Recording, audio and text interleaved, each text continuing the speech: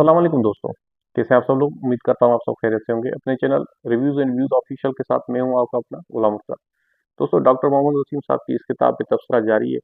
तीसरा इसका चैप्टर है टू पावर सेंटर्स। मैं आपका ज्यादा टाइम नहीं लूंगा।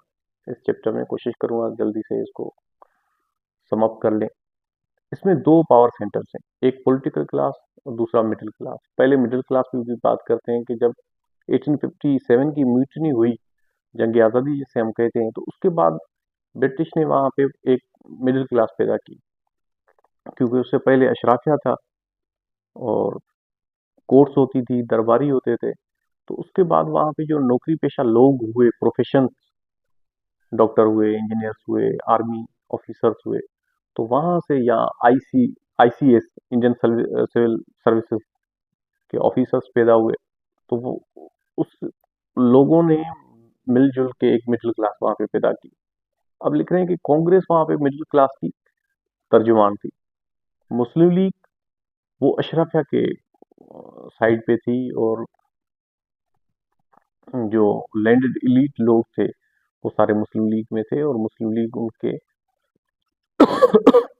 सॉरी, मुस्लिम लीग लैंडेड इलीट का ख्याल भी रखती थी। अब जब पाकिस्तान आज़ाद हुआ, तो हमारे पास जो या आज जो मिडिल क्लास है, उसको मैं यहाँ पे एक दो सफ़ात लगा भी दूंगा इस किताब के। वो आप समझ लें कि जैसे आजकल बहरिया में लोग रहते हैं, डीएच में लोग रहते हैं, जिसको डॉक्टर साहब लिख रहे हैं कि गेटेड कम्युनिटीज, मतलब उनको चार दीवारी में एक कम्युनिटी रहती है।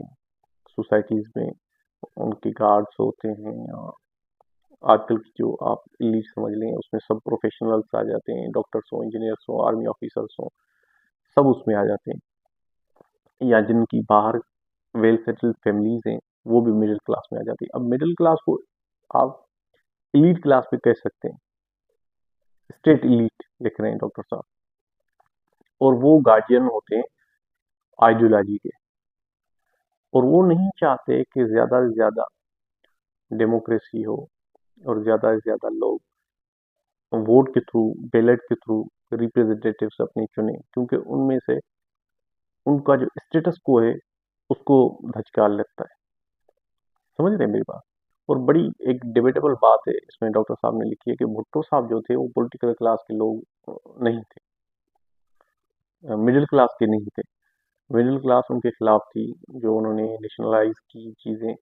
और बाद में जब जियाउल हक साहब आए, तो मिडिल क्लास ने उनको वेलकम किया। मतलब वापस मुक्तदरा का हिस्सा बन गई मिडिल क्लास, भुट्टो साहब के खिलाफ थी। अब ये एक डिबेटेबल बात है, लेकिन कहीं कहीं मुझे लगी बात कि बाकी सही कह रहे हैं।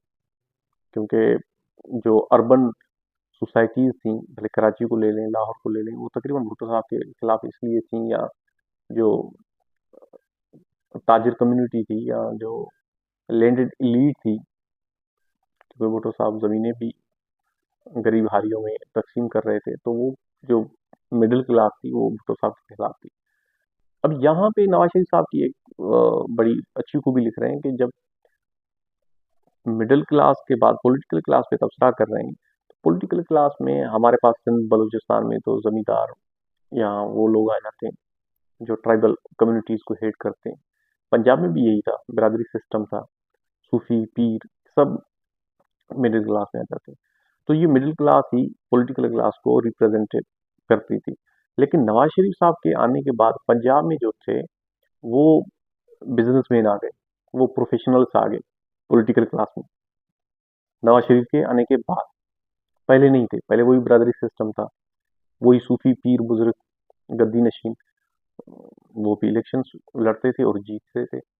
कुरैशी खानदान को ले लें आप, गिलानी खानदान को, मुल्तान वालों को ले लें, ऐसे बहुत सारे खानदान है। तो वो पॉलिटिकल क्लास को भी रिप्रेजेंट करते थे, लेकिन मिडिल क्लास से आते थे।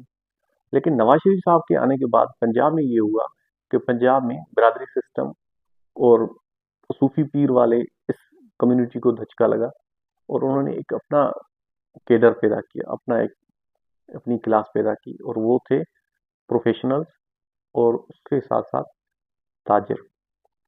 क्योंकि खुद भी नवाज शरीफ साहब का जो खानदान है वो बिजनेसमैन है।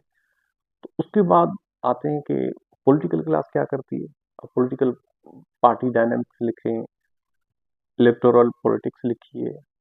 फिर उसमें लिखा है कि जो हमारी पार्टीज हैं वो आशीर्वाद कहाँ से लेती हैं, कैसी बनाई जाती हैं, कहाँ से बनती हैं, वो आवाम को रिप्रेजेंट करती हैं, वो तशद्दुद पे चलती हैं, वो इथनिसिटी पे चलती हैं, वो लिंग्विस्टिक पे चलती हैं, किस तरह वो चलती हैं, उनका यहाँ पे क्या कारोबार होता है। बड़े अच्छा है ये दो पावर सेंटर्स, मिडिल क्लास जो स्टेट एलीट को कैप्चर करती है, जो गार्जियन है आइडियोलॉजी की, और जो समझते हैं कि हमारा स्टेटस को है और हमारा यही स्टेटस को बरकरार रहे, वो नहीं चाहते कि लोग नीचे से ऊपर आए।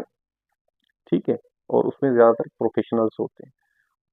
और इमरान खान साहब के लिए भी लिख रहे हैं कि इमरान खान साहब भी मिडिल क्लास को रिप्रेजेंट करते हैं। जो नेक्स्ट चैप्टर है वो बड़ा इंटरेस्टिंग है और मेरा फेवरेट भी है, एस्टेब्लिशमेंटेरियन डेमोक्रेसी। मतलब हमारे पास जो डेमोक्रेसी होती है जमहूरियत, वो एस्टेब्लिशमेंट के आशीर्वाद के साथ होती है। तो बड़ा अच्छा, जो भी पॉलिटिकल साइंस का स्टूडेंट है या हिस्ट्री का शागिर्द है, उसको ये किताब लाजमी एक मतलब पढ़नी चाहिए। मिलते हैं नेक्स्ट चैप्टर में। Thank you so much.